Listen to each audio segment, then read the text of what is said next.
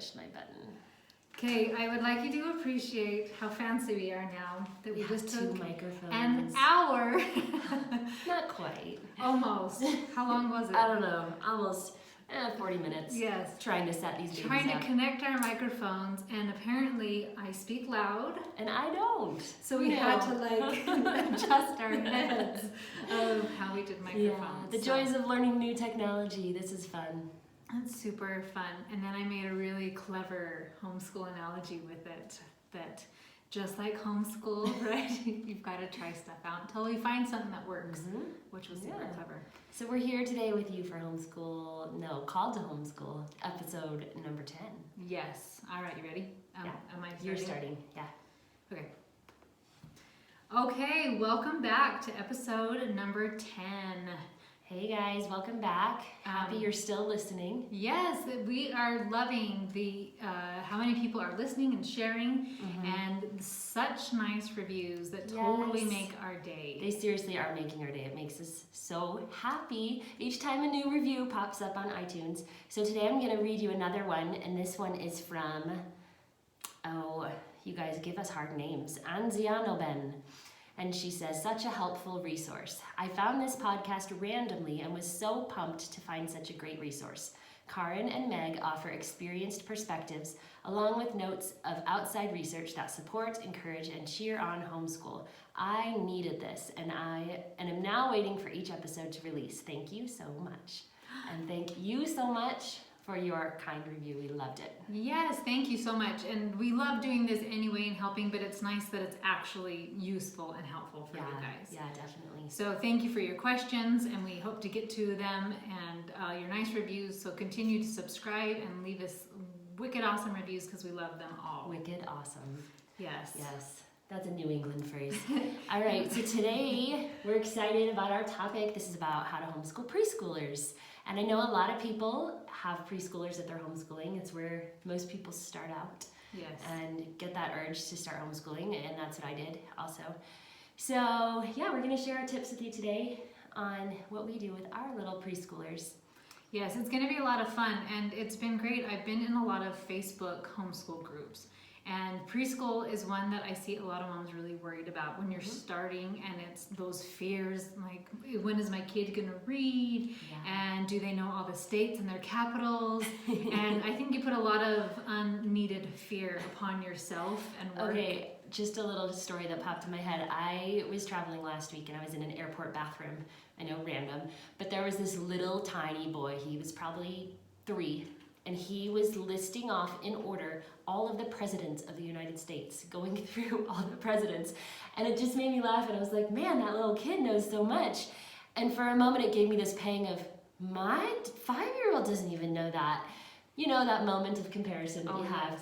And then I remembered that I'm okay with that. And she'll learn it eventually, and it's okay. That's probably a very abnormal circumstance. It is. It's not probably. It is a very abnormal circumstance for a child of that age to know something like that, but it was so adorable. Yeah, it is cute. And I know for me, when I was starting, I was so worried what other people were gonna say. Like, your kids are kind of stupid, or they're slow. What are you doing? Are you really homeschooling them, or are you playing and calling it homeschool? So I know when I started, I liked the showy things. Yeah. Like, here are my children, and they are Look going how to smart they are. sing these songs. They actually do know the president. Smart. Yes. One, I know we have those too. And because mine really can sing the presidents, because I Yes. really wanted them to be able, and it's all for me. Like, I wanted to look good for other people. Like, look how wonderful my kids are. Aren't I doing an amazing job homeschooling? Yeah. And with each kid, I realized I don't care what other people think, because I know I'm awesome. And I have learned to relax greatly with every stinking kid. Yeah, definitely, me too. So I have had a lot of preschool teaching experience before I even was teaching my own. I worked at my sister-in-law's preschool. She runs a preschool for her work. And then I also, when I was student teaching, we did a preschool in the high school that I helped the kids run, the high school kids run. And then my own sister and I started an in-home preschool for our boys. And so we did 2 years of that. And then I did Joy School for a couple of years. So we did like all kinds of preschool. And I'm just a pro at preschool, I guess. But I do really love it. I love that age. I love how excited they are to learn and how they just want to know it, and they can't wait every day to do school with you. They think it's so much fun. It is so fun. I love that about preschoolers. They're just eager. And so it's a really, really fun age to teach. And I think one of the most important things to remember when teaching preschoolers is to not pressure yourself and not put a lot of stress on yourself about the quantity of time or the quantity of materials that you do with them. It's really more about the learning experience than what you're covering. Yes, and I think kids come naturally so ready to learn. Yeah. They want to know everything. You're cooking, oh, I want to cook too, right? Like dangerous things. Yeah. That they're like, oh, I want to do what you're doing. They want to learn to do the dishes because look, everyone does it. Yes, like I want to be big too. And so it's kind of to keep that excitement going. Like learning is fun. Learning is great instead of like taskmaster, get it done so now you can enjoy life. Trace letter A until you get it perfectly. It's not about that at all. Right, or my kid holds the pencil wrong, and so now I'm going to spend the next 3 weeks getting mad at them every time they hold the pencil because it's not the way I think they should hold the pencil. So there's a lot of push on academics at this early age. It seems like it's getting younger and younger that kids are expected to read. And there have been a lot of studies, I've read different articles and things that talk about how earlier learning, like pushing them to learn at an earlier age, really doesn't help them in the long run because kids are going to naturally reach these cognitive milestones that they have in their development at certain times in life. So if you push it earlier, it's really not going to change their development. It's going to be the same. And it actually might hinder it in some ways because they're going to lose that love of learning that they could gain through the joyful times instead of the pressure of learning more and younger and younger. So really think about delighting your child in learning at this age and learning through play and exploration and just more hands-on stuff that is fun and lovely. Yes, and it's interesting, and with the bonus of having so many kids is that I learn from my mistakes, and then I have a bunch more kids to get better on. Yeah. With my two oldest boys, I felt like we did pretty good slowing down and doing it at their speed, but my first three are a year apart. So I made my daughter, Bella, do everything they were doing for my own peace of mind, right? And I felt, and she's artsy, and if you follow me, she sings, I mean, a beautiful voice and acting, and the arts speak to her.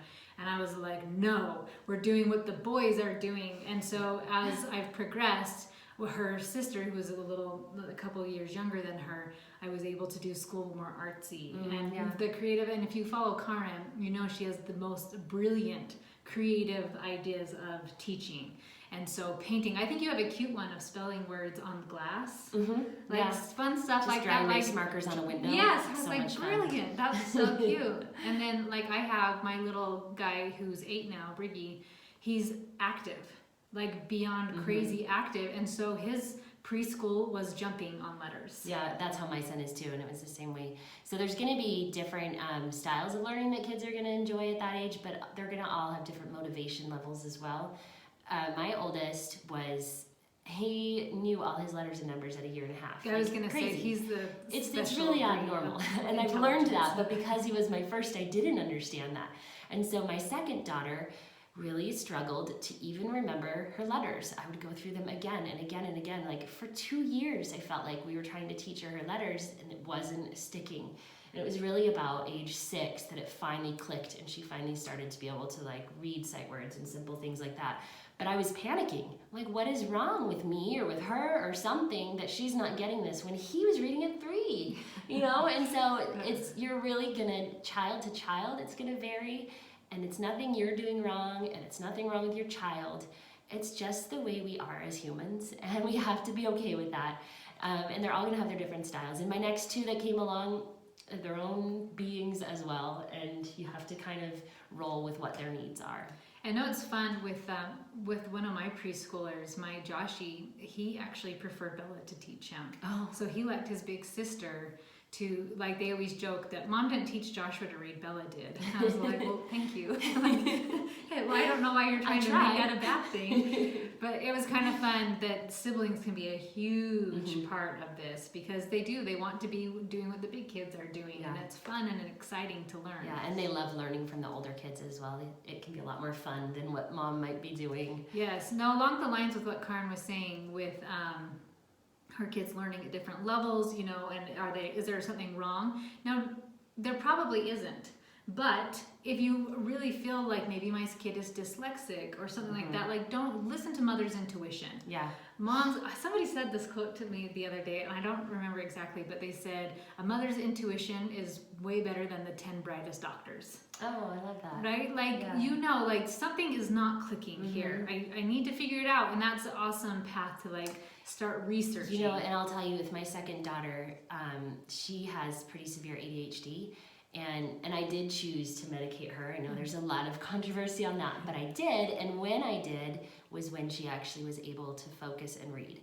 So it was when it finally was able to click in her mind, and she could hone in and remember these letters and focus long enough to start reading. And so it was what made the shift for her happen. Yeah. So yeah.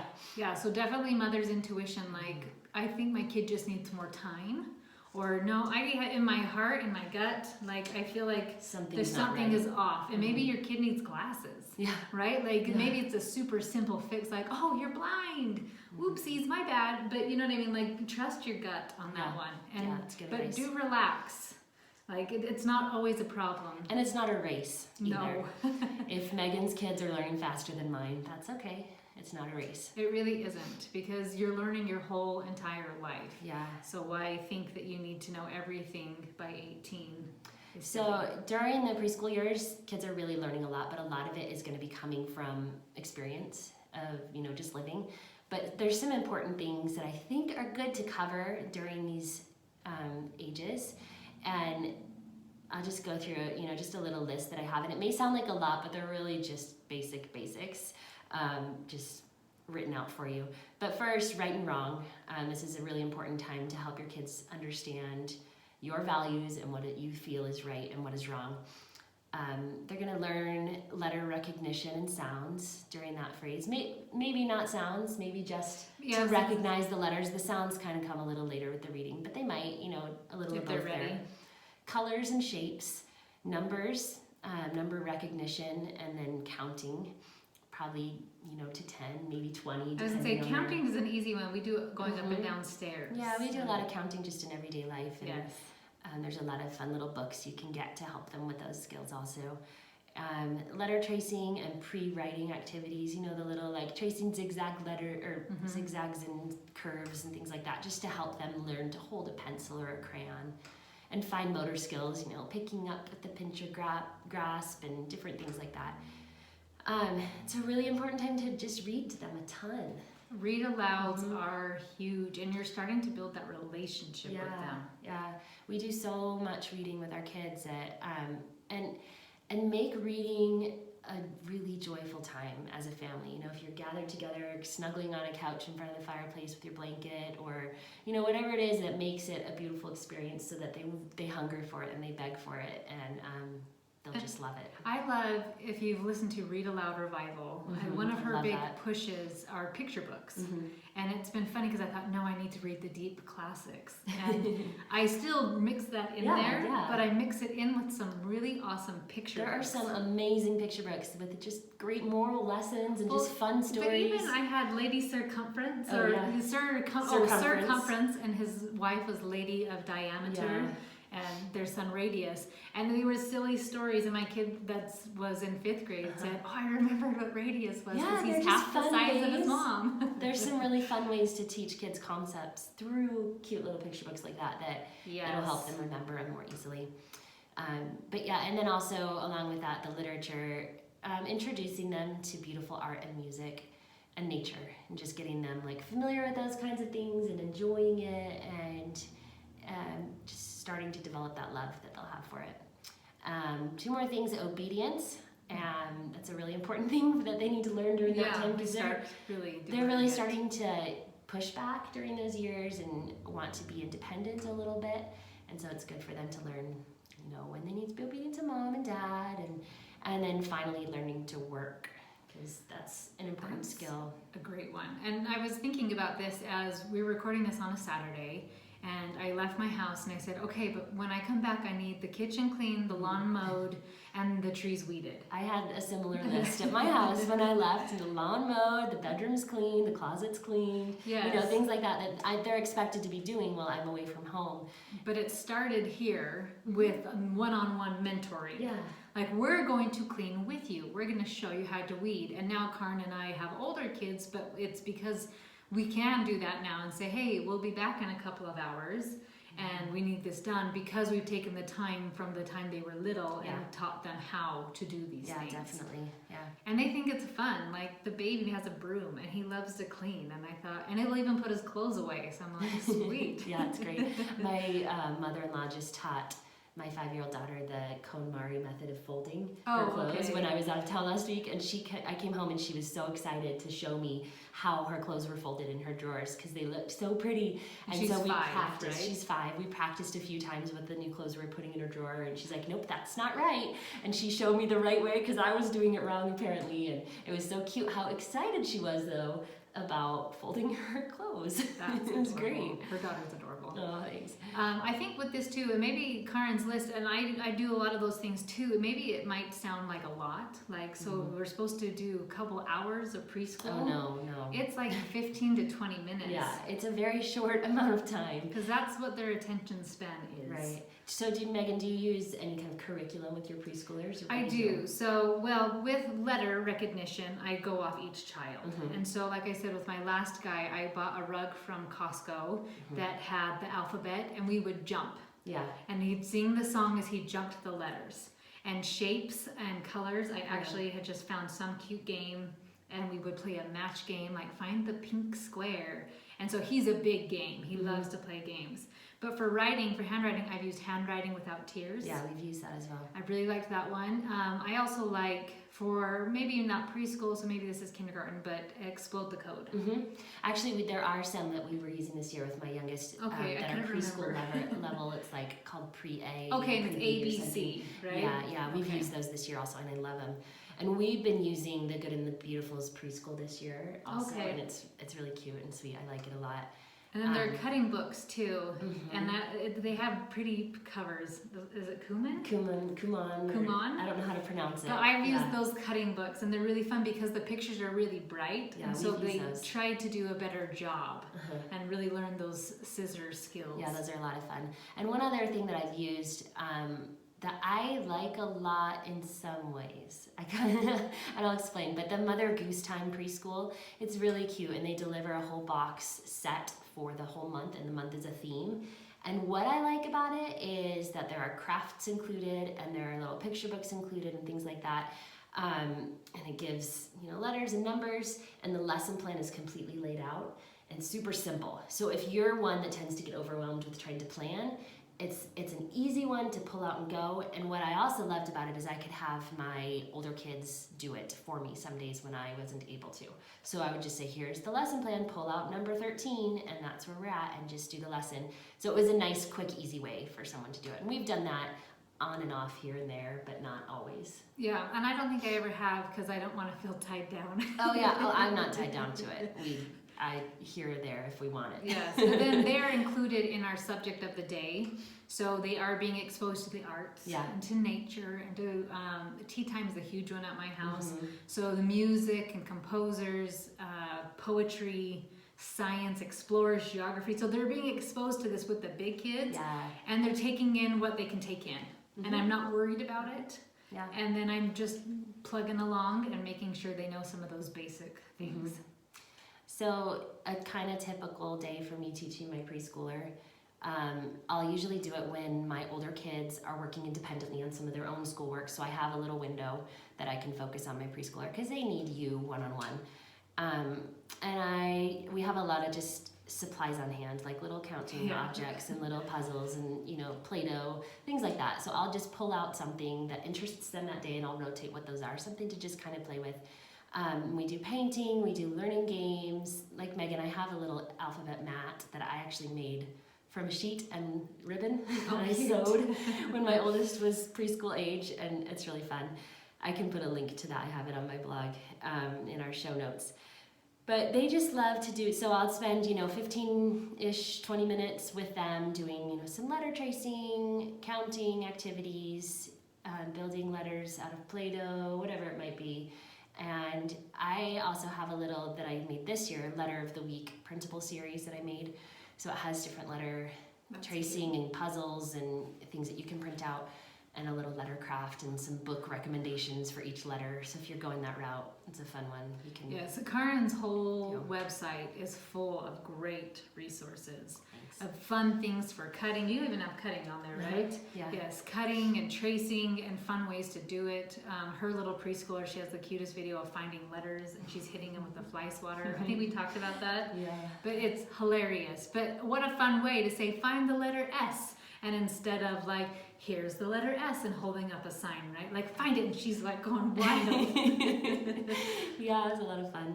Like I said, I love teaching this age. It's a lot more work than some of the older kids might be, because I don't know, it's just more involved, but it's less time. And they're so cute and eager for it that it's really fun. Yes, and so I would do, when I have preschoolers, my little guy, I'll probably start next year as he turns 3.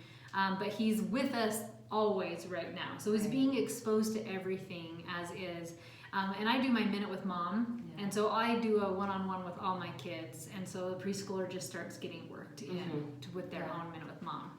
Because right now George just always has Mom, and he's just on top of me. Yeah. And I just finished my last preschooler, and it's a really weird feeling for me to be done with preschool. Oh, It's strange. Yeah, it's definitely a very fun phase. I told my kids that they'll all homeschool. I'll do a day of homeschooling so I can still homeschool. Oh, I love it. That's cool. So if you guys are feeling a little bit stuck and you are wanting help with some picking up curriculum and doing those types of things, I am your gal. That I love this. I've been doing homeschool for 11 years, and so I started doing some homeschool consulting and saying, let's pick your curriculum together, and we'll give you even a checklist for each of your children with what their curriculum will be for that term. So that is something that I'm now offering. Yeah. So in the show notes, it'll just be linked to my website. And that's Megan talking. That is. You know our voices by now. Well, maybe not. But yes, she's amazing, and she's going to be an awesome resource for people that want help building out their curriculum. I'm very organized, and my kids go, ooh, do you love, or don't you like, they were saying that, like, that's so fun, like, Karyn, you can sing, like, ooh, Mom, you like making things organized. I was like, thank you. It's a very good quality. Take it. Yeah, so it just made me giggle, but I'm good at it, and I'd love to help anybody with that. Yeah, so thank you so much for tuning in today. And our next week's episode will be about elementary school. So if that's the phase that you're in, come back next week to hear that one. And we will talk to you guys later. All right, see you. And Let's watch listen this. first. Oh, boom. You're so